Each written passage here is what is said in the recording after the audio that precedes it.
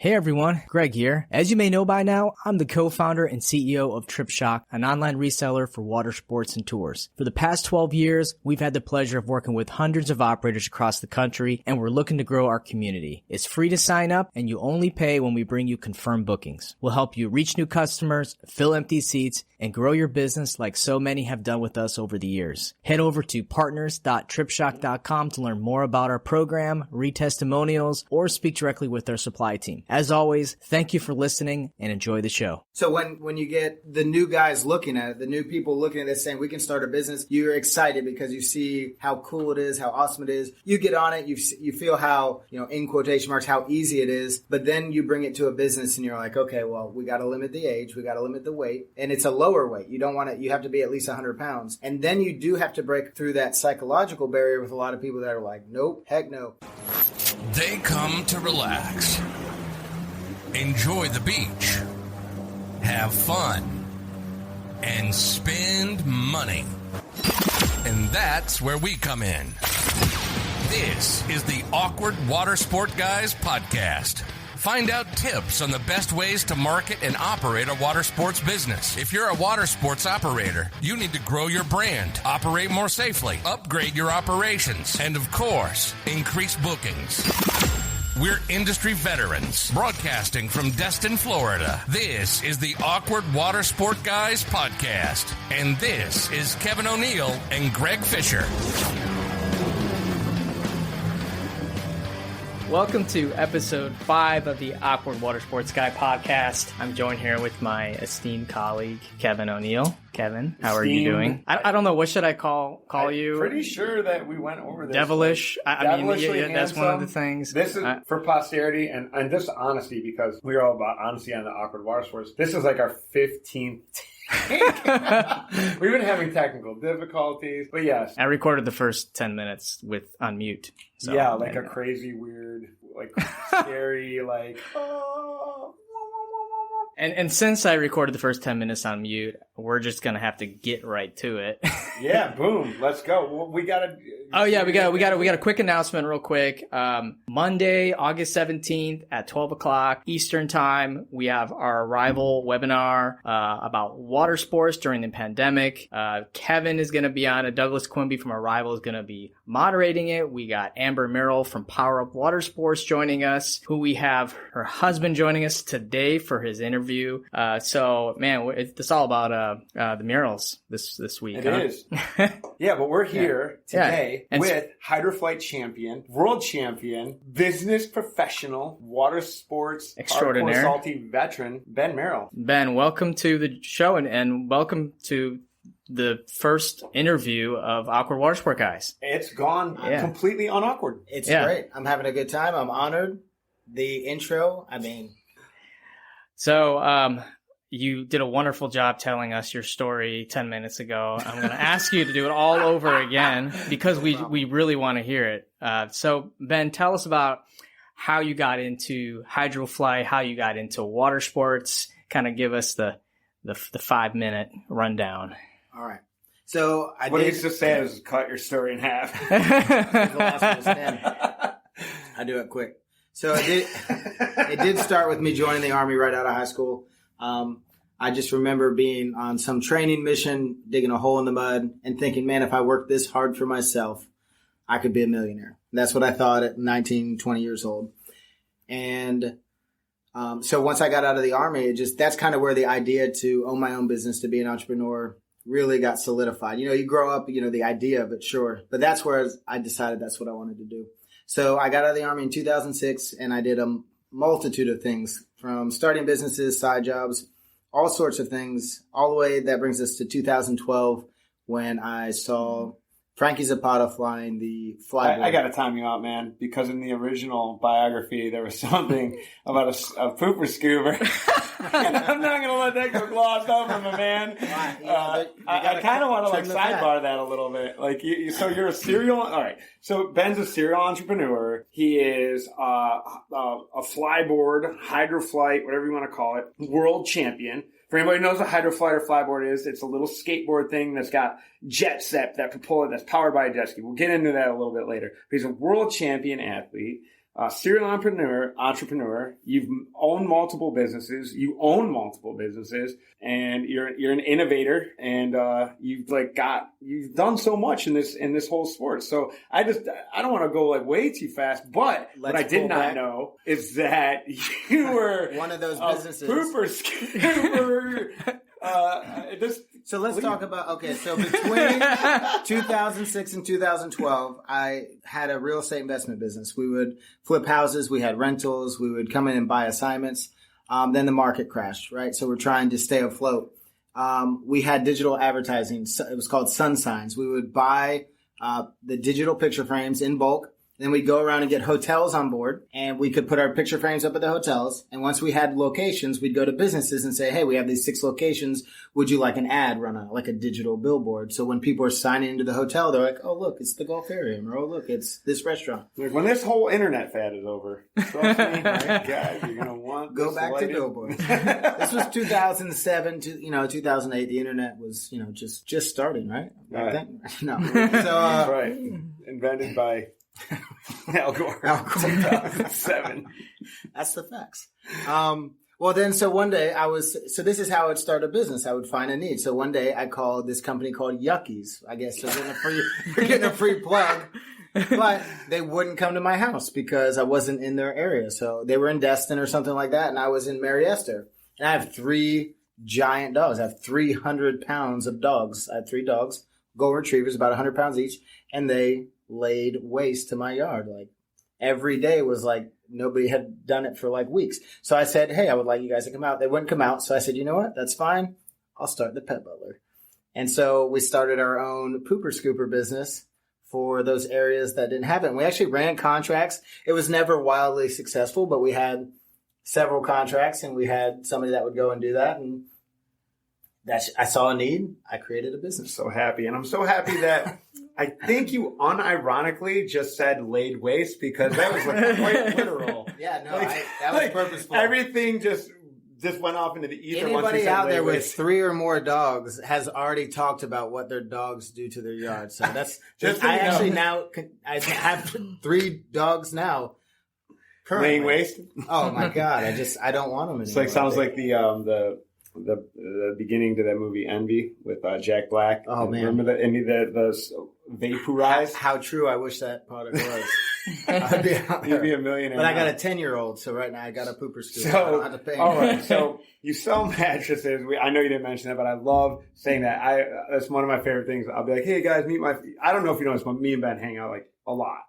I know. We're good friends. I love this guy, and so I'll be like, oh, before he comes in the room or something, I'll be like, oh, let's meet my friend Ben. He was a mattress salesman. Because I was a mattress salesman for like 4 months of my life. I owned a mattress warehouse. I gotta bring him down to planet Earth. He's doing his backflips. Let me he's an clarify. MMA guy too. I love it. It like never ends. Your history just never ends. Pooper Scooper's a favorite thing. So you see, I see on the Flyboard, TV, YouTube, the intranet. YouTube in 2007? No, 2011. Right at the end of 2011. I saw it was like a CNN clip somebody had put on YouTube, and I just hit the brakes on everything. Currently, that was a mattress warehouse we were running.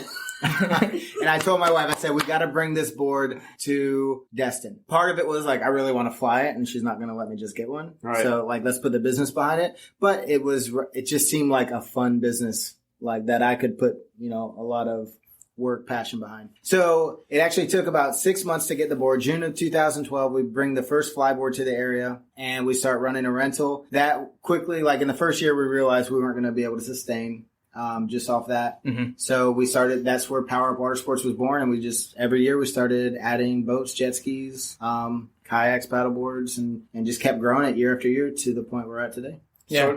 So what year is this now we're talking? This was our 9th season of, that was 2012. So this was our... So 8 years ago. 13. And so 2012, that happens. And just for a little bit of clarification, so again, we kind of explained what the Flyboard is. If you haven't seen it, it was birthed, in Genesis did come from the Jet Pack, the Jet Lev. The Jet Lev was first. The Jet Lev was purchased. The company was purchased by Frankie Zapata, of Flyboard. You guys might have seen some of the videos that were circulating around last year of this guy like on a board in the air with no water, just actually flying through the air like on a legit hoverboard, doing like, what's he getting up to now? Like what was 130 miles an hour? 100 miles an hour for sure. But it was all over the internet, Guinness Book of World Records, man. I mean, the dude was, really innovative. I don't know him, Ben obviously knows him, but, just from the lore and everything and being involved in Flyboard myself and dealing with their distribution and their products and everything like that, man, like he did kind of like rip a page out of Steve Jobs' book. He didn't create the product, but he saw the product and saw how piss poor they were marketing it,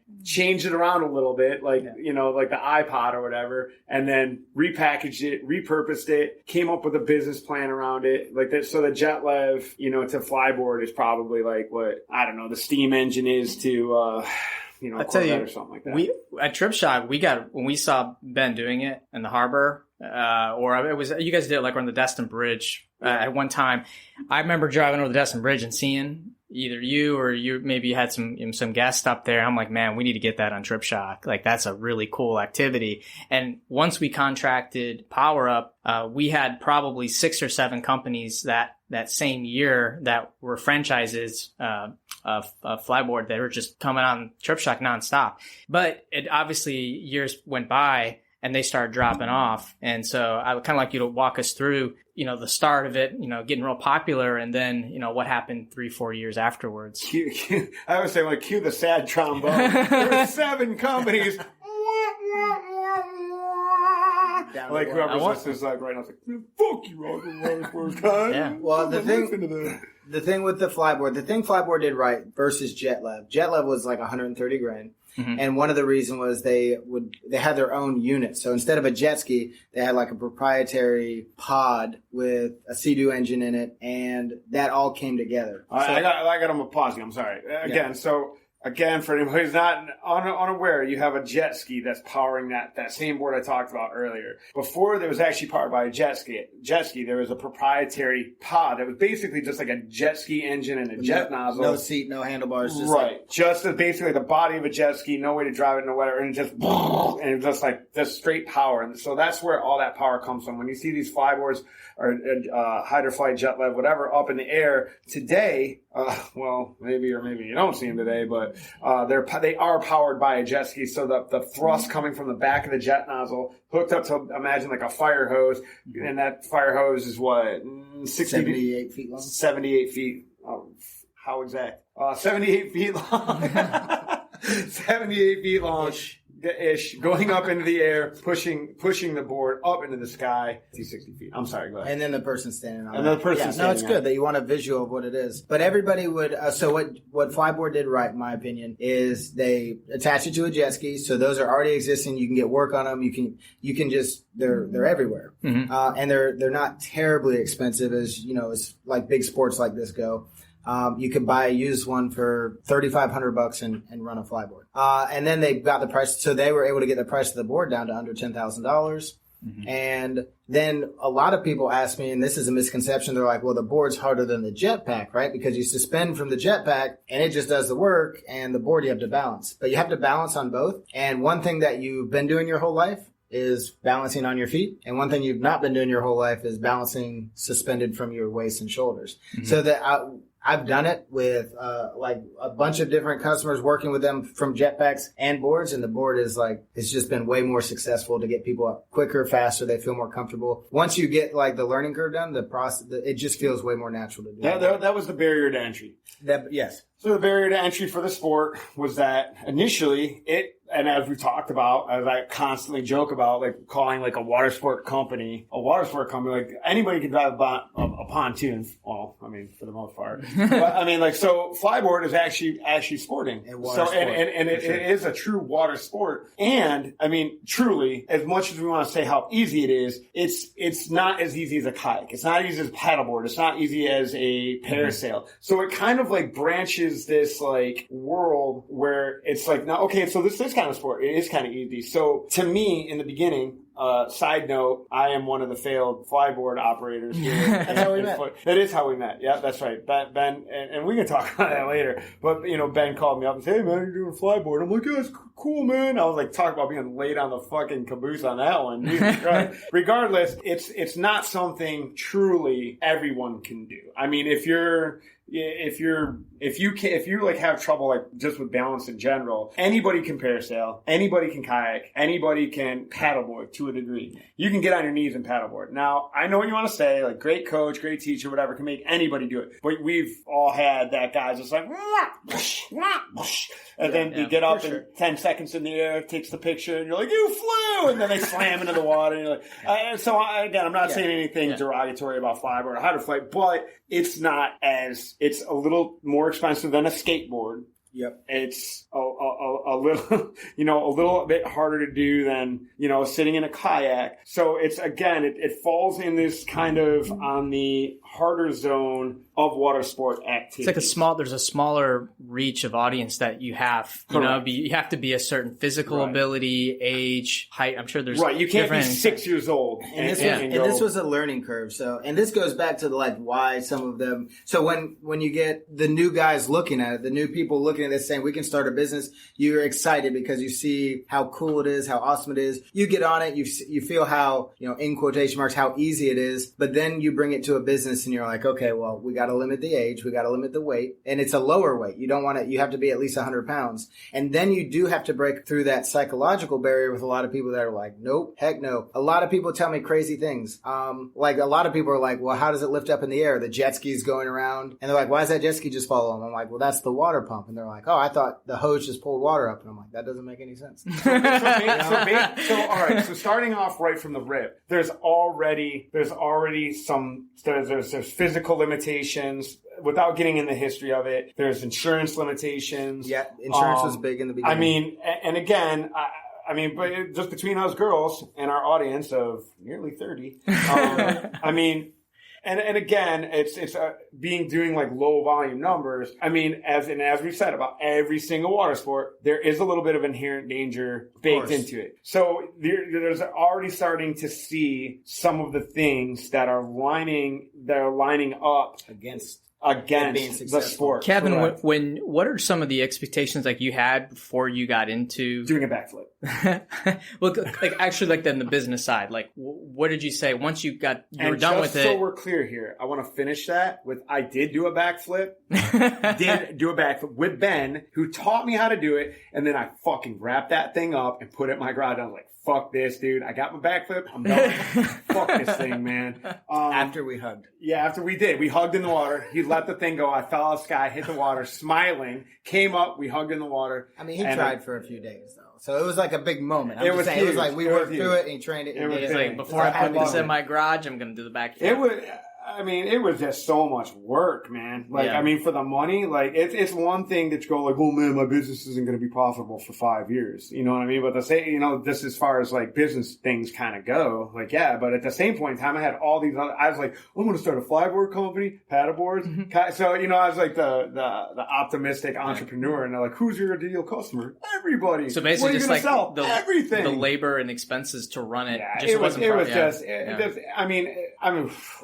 I mean, from a service standpoint, like the service wasn't there, the infrastructure wasn't there, the sheen, and again, that's with Flyboard specifically. Now, there's other manufacturers of that particular sport that do a good job. Like I don't use a Flyboard because Flyboard came out with the first one. You got to give them that, but they have their original Flyboard. Like anything, give them all the props in the world for what they did, but it quickly was surpassed by even their second model, just like better built, more solid, but they were a fixed deck, and all the manufacturers eventually went to a pivoting deck, which gives you so much more control, so much more balance. I like to describe it like, cars came out before power steering. They were amazing for what they were, but you can't compare it to, a modern day. Do you like sell these things or something? Or? I used to, but I don't sell. But yeah, so we went to the pivoting board, and Flyboard did come out with one, but it's plastic, and I'm not a big fan. I use Jetblade.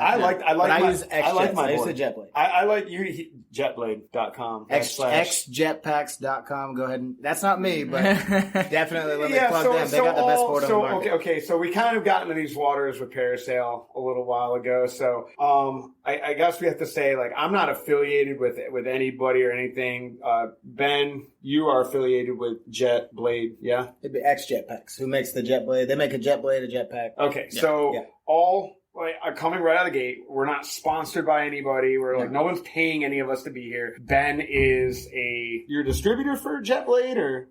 Really, to be honest, I was through the end of last year, but I haven't, with everything that's been going on with the pandemic, I'm not pursuing the distributorship. Well, I just want to make sure that we're not coming across as like going like, oh, well, this is a commercial for JetBlade and like shitting on I will 100% say what I believe is better, but it's not too, right. I'm not trying to push So for all intent and purpose though, like I was put off by the whole thing, and then I was just done. Like, you could be like, well, hey man, I've got this wonderful, no, I'm good. Well, yeah. And there was things that I saw that I was like, well, that's super cool, Me and you, if you remember, we talked about just switching you to a JetBlade at one end, because there was things that from the rental side, it's a little beefier, it's a little easier to use, but even at the end, that wasn't enough to push you off it. And I think that's because when you look at water sports, or the water sports industry as we'll call it, when you have a pontoon boat, it makes a certain amount of money. And so you get 10 and it makes 10 times that much money. If you have a jet ski and it makes X amount of dollars, then you get 10 and it makes 10 times that amount of money. If you get a Flyboard or Scorpion or a Jet Blade, whatever, and you get 10 of them, you'll still make X. You can't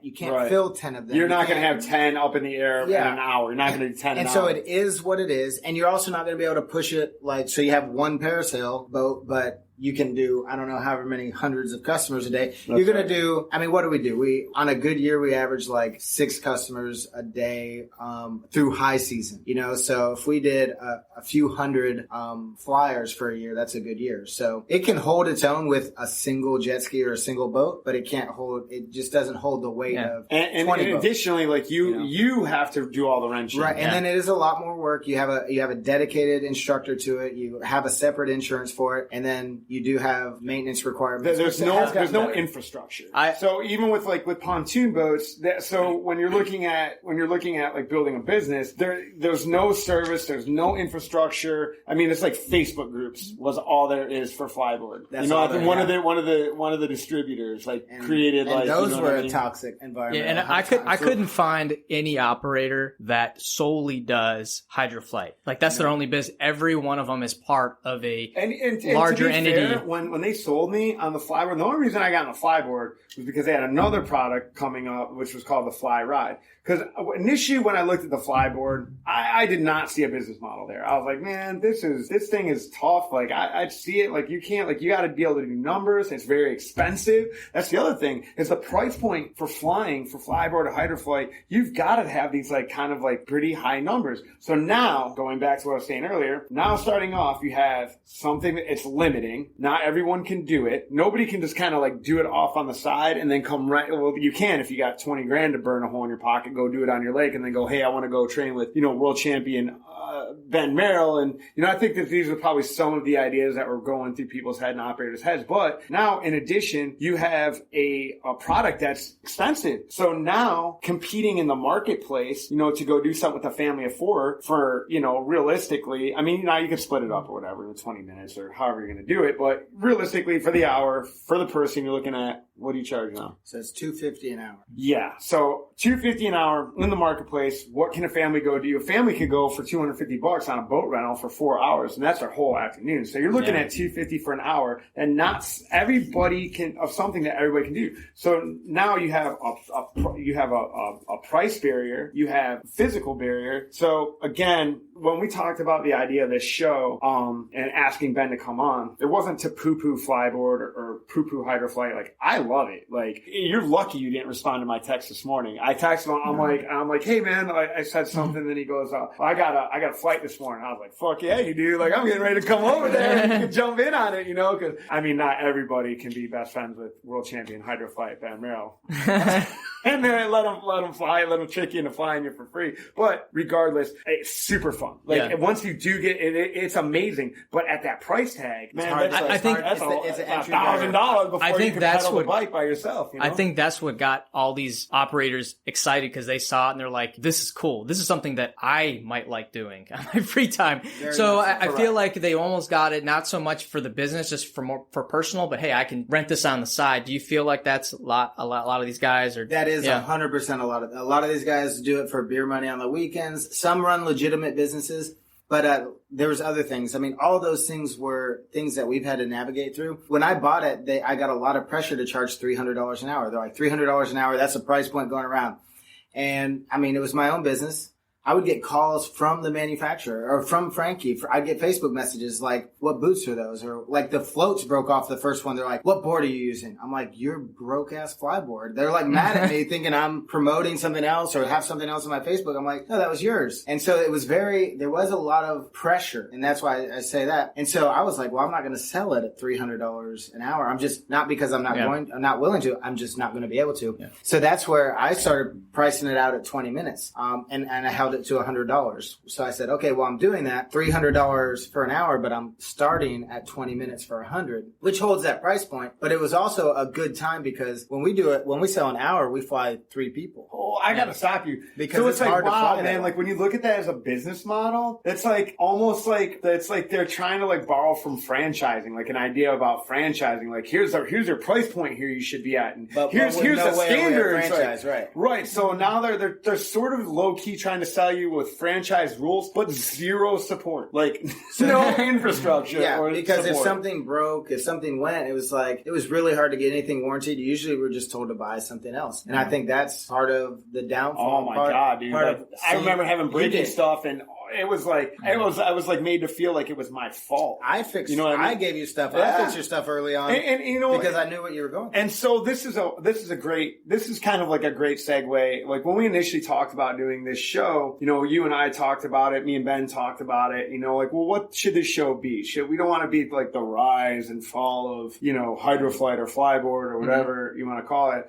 You know, but also I was like, yeah, you know, I like kind of want to talk about, you know, just Ben's business acumen, you know, that we are a water sports podcast, and this is obviously about water sports, but you know, how you can level up your game, how you can do better marketing. Like, you know, Ben's got has a great Cinderella story about how Power Up, you know, it has grown and become successful and its trials and tribulations. So the other part of it was, I was like, yeah, man, like let's kind of talk about like, you know, your business ethics. So when and why that brought you success and how other operators can kind of learn from that rather than being like, oh, you know, like I'm going to muscle my way in here and fight, you know, and claw my way up to the top, you know, where Ben was just, in my experience, you know, it was never like that when I first got here and I was starting my business right down the road from him. But that wasn't the case when I got into Flyboard. And then later on, he never said anything bad about them ever as a company, you know, but I was like, I'd become frustrated. I was like, oh, damn it. You know, I'm just like, and I'd call him up like, dude, do you know about this thing? You know, because like my distributor we had a really toxic relationship. And I'm like, man, like I just bought this is my first year in business. I don't know what I'm doing. Like we're friends. I'm like, man, I just bought like 10 grand worth of stuff from you. You charge me Flyboard training course. Like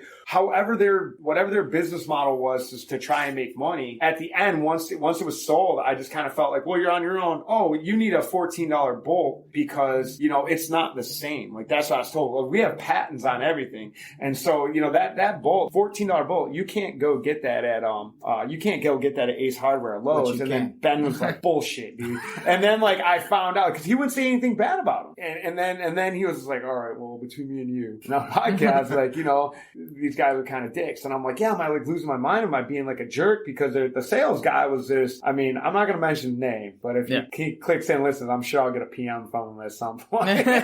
What do you mean? But yeah, that's ultimately why I ended up being done because there wasn't transparency. There was a lack of service. There was a lack of infrastructure. And I had to go to my competitor who was like wide open about everything and who totally helped me. So when I look at the fall, when I see like what happened, and I know you're insider, it's technically not a fall, but I think this is again a great way to like why you're one of the last operators. And I think it has a lot to do with that first phone call and that first conversation that you and I had on the phone. You just knowing that I was coming in and operating. And I think like going into part 2 of the Power Up in your story, like why you've been successful. Well, I also feel like since Ben is Hydroflight athlete, that, keeping the business makes a lot of sense, even if it's not highly profitable, because he's promoting his profession. Ben, I'd like to know more about, being a professional water sport athlete. I mean, you might be the only one we'll ever interview as a water sport athlete. They tell us about the competitions and, are they still doing it, with the pandemic or? I mean, the pandemic seems to have definitely hit the brakes. They were doing them through last year. Competitions or shows? Competitions. Yeah, we'll go into that. I think there's still a future with it in the shows. But the competitions have been overseas. The last big one in the state was probably 2016. I'm trying to think if there was one. Yeah, because in 2017, there's a company picked it up. We were going to do like a world tour, like 5 stops. They ended up doing 3 of them. We started in Bermuda. They did Australia. They were trying to get one in Sharjah, but that all fizzled. So like even the competitions have fizzled. Some guys have picked it up and tried to run them out of Vietnam. I think the last one I've heard of was in Russia. So the competitions, you'd go and, you would put together, there'd be a bracket. The first one, I'll tell you about Doha. So the first one I ever went to was in Doha. They had 72 flyers from different countries, and you run and you get a score, and then that seats everybody. And then just like a traditional bracket, single elimination. If you seated first, you got to go against, the top 32 seat. So then you got to go against 32, and number 2 got to go against 31. Because if you seated good, you got an easier round because you should get to go a better chance to go to the finals. So you get a 2-minute run or a 3-minute run, and you're judged on innovation, difficulty of tricks, and then combinations, how you can put them together and things like that. So you would just go out there and do a little competitive run and get scored. And I mean, that really was a driving force for it, though. Because when you Google this, if you wanted a show, if you were like, hey, I've got a rental business and I want to train my guys, or I've got a rental business and I want to do a show for the city, like bow legs or something like that. A lot of times they would Google it and find these guys and girls that did well in competitions and then would have them come out and train them or do the show for them. And that's where like it started to get bigger for me. Yeah. Because I started to get some calls. And so almost like a consultant. Exactly. I mean, there's times where I feel like that's exactly what I was. Like sometimes I would go, but sometimes I would literally help set up a rental and then just do like one event for them, like at the end, because I was there. How many rentals do you think are left in the country? In the U.S.? Yeah. I mean, there's South Florida. There's probably, it would be impossible to tell like some guy running off a lake, legitimate setup, insured. Florida. We have 3 on Southeast on Trip Shack. We have 3. One in Miami, and then Ben in Fort Walton, and then some random guy like in Tennessee that just recently. So maybe like 2 dozen. Yeah. How many were there at the height? There was probably 2 dozen in Florida, or more. So I'd say like in the country, maybe 2 dozen, and that's giving room for like ones I would just have no idea about. Right. But at the height, how many do you think? At the height, there was big. I mean, there was companies that had 3-4 locations by themselves out of California. Texas had a dozen that I knew about. So no, it's definitely the business side is taking a hit because it's hard to make it in the business if you don't, like you said, everything you see is attached to something else. It's not a sustaining business. You can't run a flyboard or a jet blade or a jetpack and have a successful business. If that's all you're running, you, like I said earlier, you got beer money. You got your device paid for, maybe. XL kites, they got like on their doors, it's like Flyboard sold here. Right. I was like, I've never seen anyone flying. So XL kites is a perfect example of they've got one. It's sit there. It's probably paid for itself. It's definitely not their main business model. They teach never kiteboarding. In 3 years seen anyone. So when there's no wind and they have like lessons planned, they offer it as like an alternative. I don't know if they still do, so I don't want to speak for them, but that's what they do. They'd say, hey, we've got no wind. We've got everything booked. Let's see if we can put them on a flyboard. So I think the XL Kites, so they're a kiteboarding instructional company, but they also have like retail, and I know their owner's into like a bunch of different things. But so there's like another sport, that's like, it's pretty expensive. Like it's like $250 for a kiteboarding lesson. But, you're like, you do it a couple times, like, man, I think I'm going to buy one of these, man. Right. You can give them like $500 or something, or $600, or maybe at the most $1,000. You go flyboard, like, man, I think I'm going to buy one of these and a jet ski, and it's going to be like $17,000. Like, maybe I'm not. Yeah. So Ben, you now are doing it professionally still, but more on the entertainment side, and Right. I've been to your show in Baytown. You do the light shows. How's that panned out for you post competition and outside of just the rental business? So 2017 was the last year I competed. So it's like it's not fair to say like I'm still doing it. I mean, I had a great run in 2016. That's when I won. But you had an out of opportunity Vegas. to join the seniors tour now, though. Well, veterans after 40. After 40. I got a few more years. But no, so let's erase 2020. All right. Let's not count 2020. So 2019 was my busiest year of shows.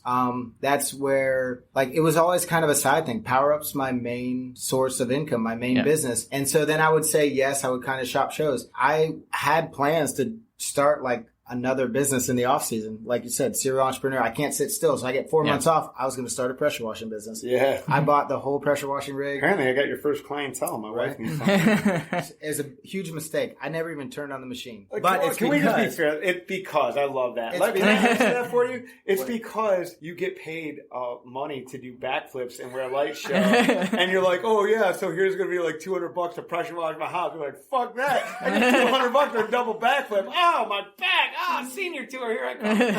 Oh, he gets more than that. Oh, so nice. what happened?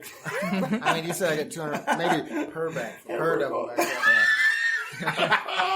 I just coughed COVID everywhere. So what happened was, as the season ended, I got offers to do shows from October through February. So I was gone the whole month of October, just about running shows for Royal Caribbean at Coco Key, their private island. So the cruise ship goes to Coco Key. So they had us run shows there for every weekend in October. And then they picked us up for 2 more shows in November. And then I did a show in South Florida in December, and then I went back down to South Florida at the end of December, did a New Year's show, and then stayed there and went on to Dubai for 2 weeks for a 3-day show. And then we got back, and then I got hired to do pre-Super Bowl promotions down in Miami. So as they were having like the big pre-Super Bowl parties, everybody's coming into town. I got hired on to another group that got hired to run these performances for all the people in town. So that showed me that there was a lot of traction on the shows. And then we've been pitching shows internationally. I still, even with the pandemic, I did my resort shows.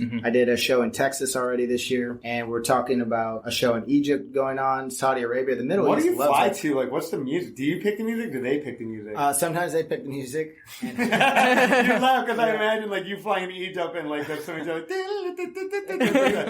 Borat or something, and you're out there like shaking your ass. The thing is, like, I mean, on the board we don't even really hear the music. If we get to hear the music somehow, it's like it's a treat because you do, imagine anything working out or you fly better to it. So, but yeah, so the shows. Imagine working out. Well, that's what I'm saying. Like, you just been a while. You're in that moment. That music gives the. You know what's cool is that the extra. the entertainment part of the business is a byproduct of Power Up Watersports. And sometimes I think like we have byproducts in what we do. Like, doing this podcast is somewhat a byproduct of our experience in water sports. Yeah. And so a lot of water sport operators, just because the season ends and you have 4 months, think about what you learned while operating and seeing how you can put that to, a business or, some clarification here because not everyone's like, so it's not like Ben's like on a board just flying around doing tricks in the middle of the fucking day. So this is nighttime. There's like pyrotechnics happening. He's in this amazingly crazy like light suit. It's like, imagine like the green suit that the guys wear like for the CGI or whatever. It's like one of these like lycra Reminds suits, me of right? like Tron on the water. What's that? Tron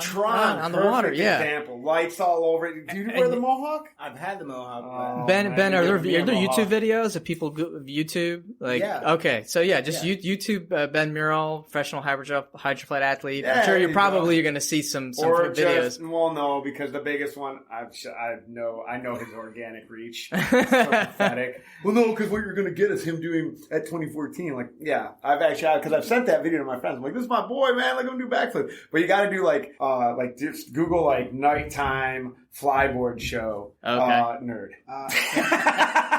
There's a really, like, Jet Extreme is one of the companies that had me come out and do a show. They put together a nice video of the light suit and everything. And then you could check out, like, Hydroflight Mondays at Baytown.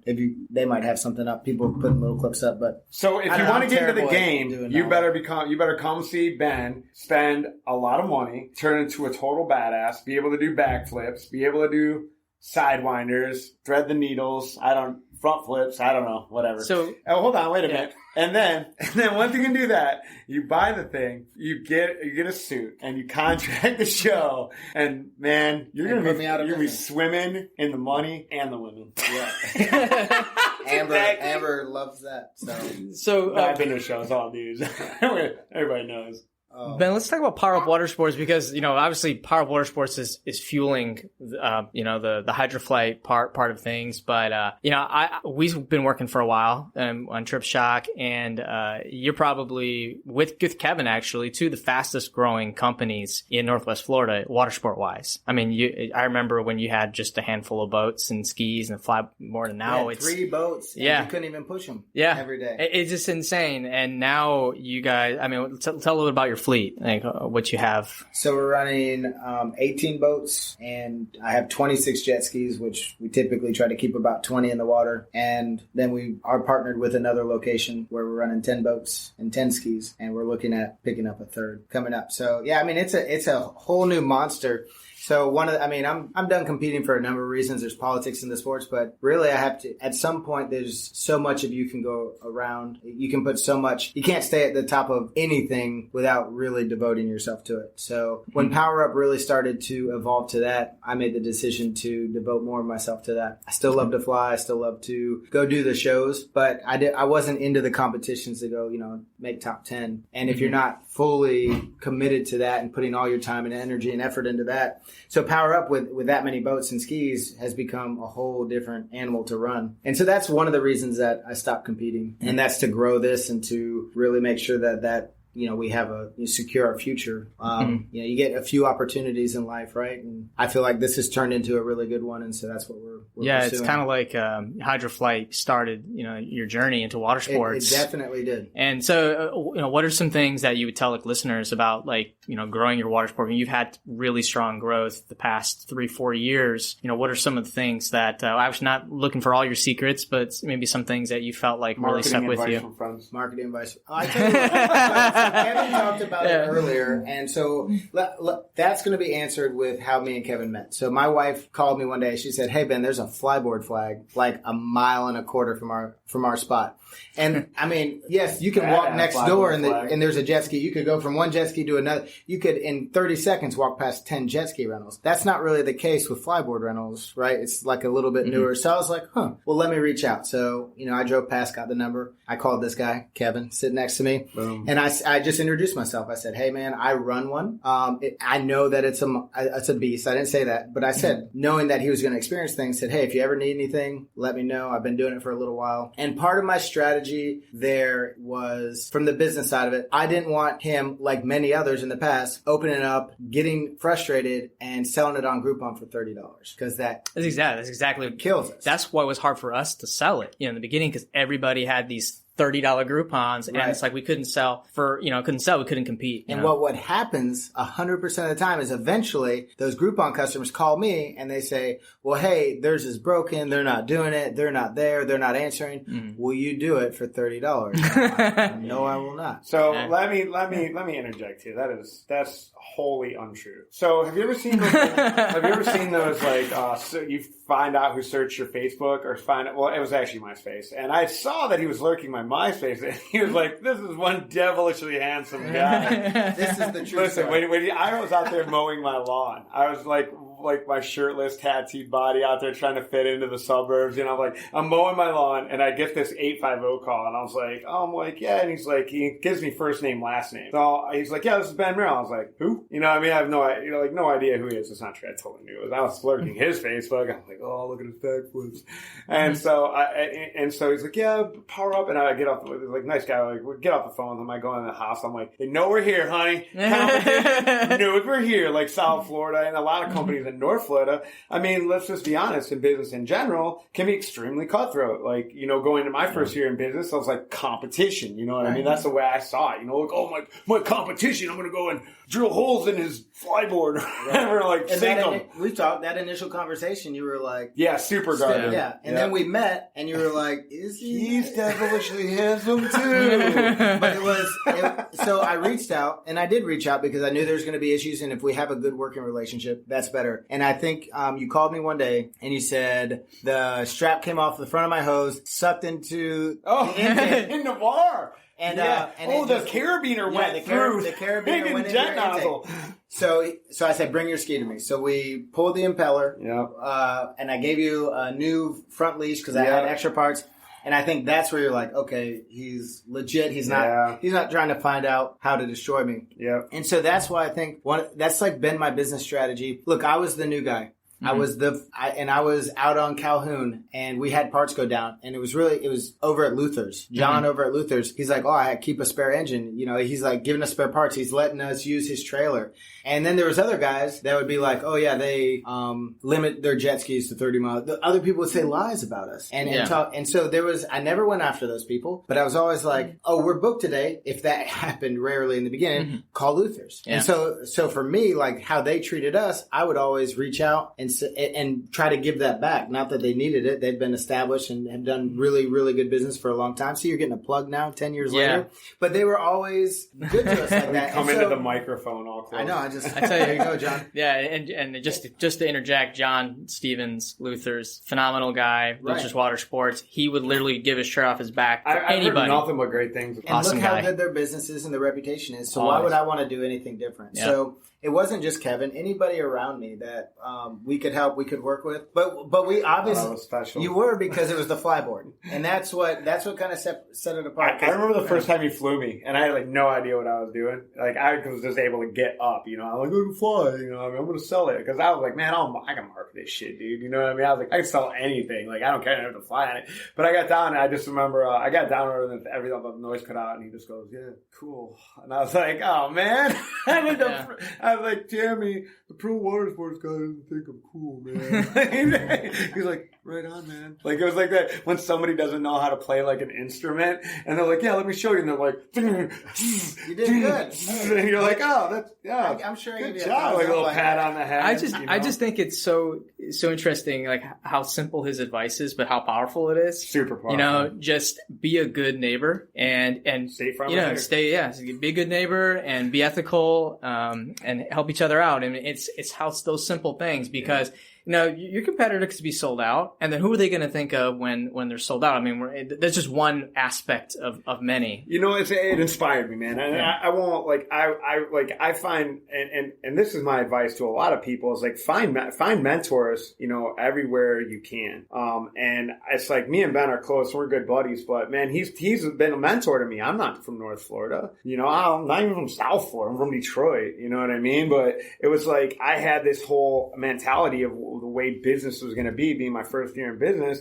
And then here comes this just like genuinely honest guy, family run business, you know, like trucking along. Like when I met you, you were at the beginning of that journey that you talked about, going from 5 boats to 5 skis. I remember you throwing me overages, just being like, me bringing skis down, and like, you know, I had 2 boats, and you throwing people over for day of play, or anything that you could do to like help us along. And it was really funny because when we had a guy come into our place, and he started renting boats, and I was like super nice to him. I'm like, I'm going to do it the Ben Merrell way. And that's why I cut to like 6 months later. I'm like, yo, I'll knock you the fuck out, old man. You don't know me, bro. Like, I mean, like, I was so nice to this guy. But he was like, what's your angle? You know, I mean, he was me. You know, I mean, he like did not trust me at all. Was like super guarded. Thought I was trying to like get one over on him, because I was just like, literally my phone room, we'd sold out, and just be like, here you go, dude. It's your first year. You know, Ben did the same thing for me. Like, throwing me my overages. Like, we're right next to each other, but just because you got 5 boats and I got 5 boats or 10 boats or whatever it is that we're at, you know,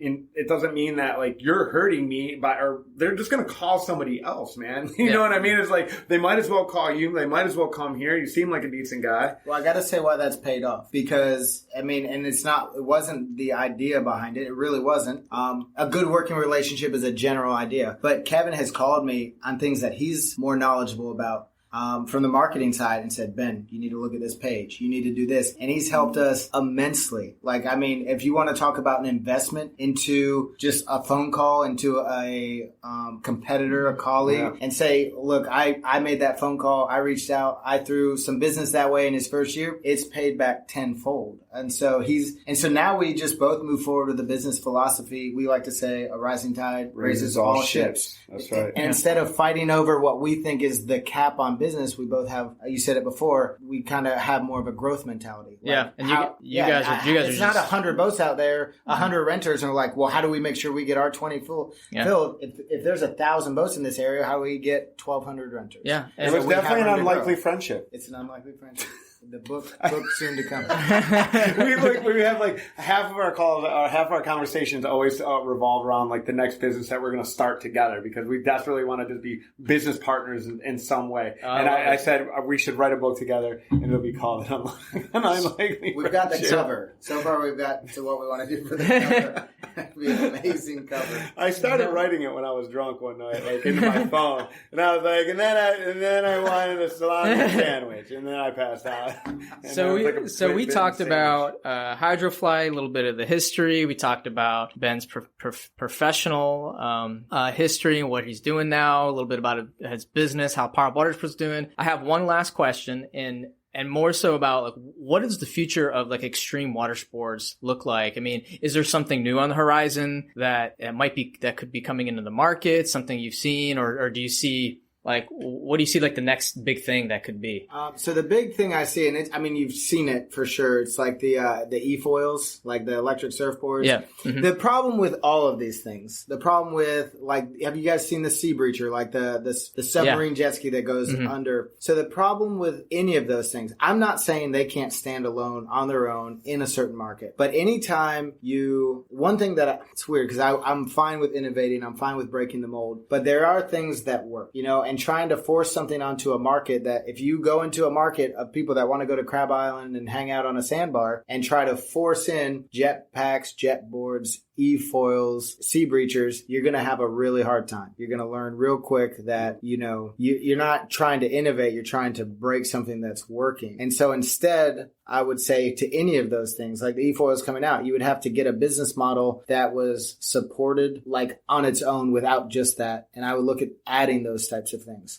because they are, for all their niche, they're more expensive, they're harder to work on, like in general as a rule. So I love the extreme side, man. There's incredible motorized kayaks with jet sticks and like trigger throttles that look like you drive them like they look like the sticks in a jet, and they do 45 miles an hour. They're amazing. But what do you do when they break? And what do renters do? What does it happen? We always go through, everything breaks, everything goes down. So you have to have something that you can fix, that you can keep up and running, that you can rent. If you got 10 of them, you can rent all 10 of them. You can keep them booked. So if you want to do something niche, you got to learn it, man. Yeah. I mean, I think you really got to, I agree with you on all that stuff, but the future for water sports, for extreme water sports, jet ski tours. It is. It's because the jet, we talked about that. Yeah. That's probably a better answer. It's kind of getting away from what's causing the problems.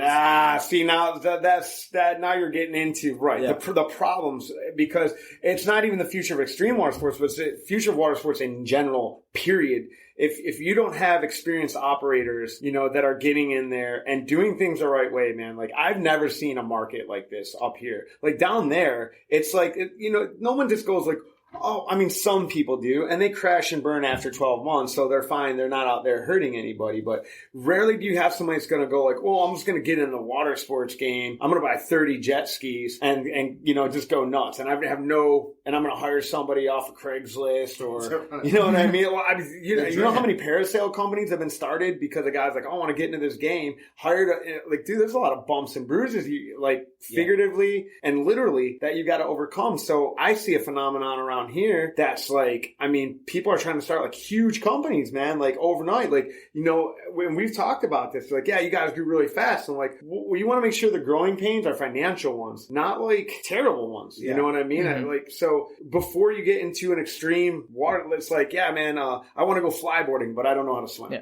Let's put on some angel wings. You know what I mean? Let's start slowly and then like work your way into it, because you can get into water sports and make a lot of money. But man, it's like people who want to buy a restaurant. You know what I mean? Oh man, I love fine dining, and I love to cook in my kitchen. That don't make you a chef, and a damn sure don't make you a restaurateur. And I have friends that are restaurateurs, and I go, man, like, oh, they complain about the overhead. I'm like, you're in a boat, break out another 1,000? Shit, man, let's go. You want to talk about money, like. And it's like your dreams can crumble overnight, man. And I know that all three of us have seen that happen with how many operators, whether it be Hydroflight, boat rentals, parasail, whatever, it crash and burn. So it's like I'm very timid when it comes to, like, I love Hydroflight. Like, that thing looks so badass. Or the jet surf.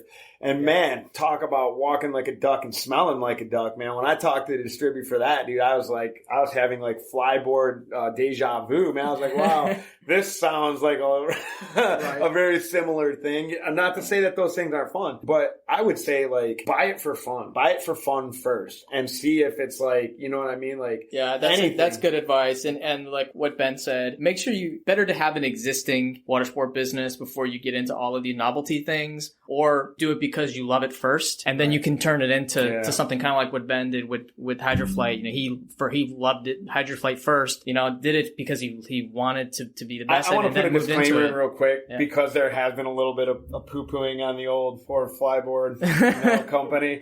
I will say that the distributor did say those exact words to me. He did say this would be better suited for, and again, it was attach it to another water sports company, and then don't make it your sole source of income. So to his business ethics, he did say that. So I just want to get it out there before, if there any, as our show might elicit some angry emails. Absolutely. I guess. Well, speaking of emails, thank you for coming on the show. We really appreciate it. This was fun. And tell our listeners how to reach you. Ben69 at Hotmail.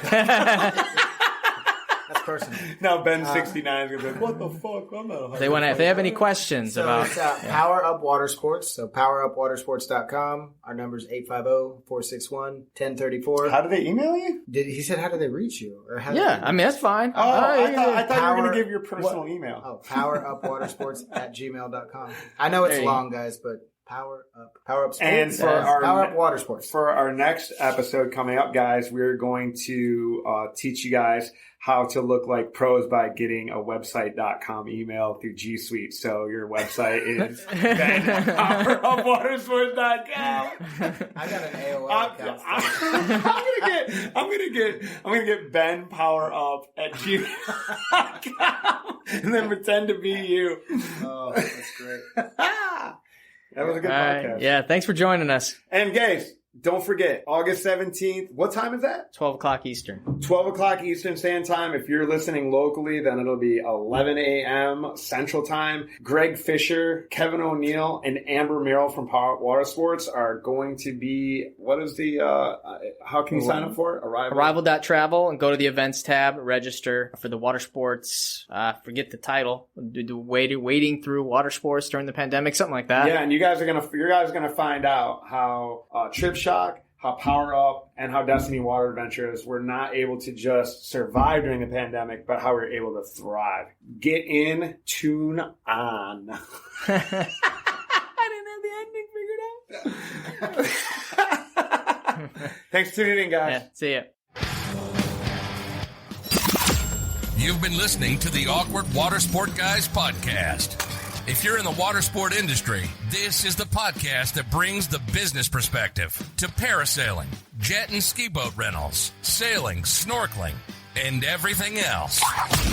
We hope you've gotten some useful and practical information from this show. Be sure to sign up to our email list at watersportpodcast.com and subscribe in your favorite podcast app. We'll see you next time, and thanks for listening.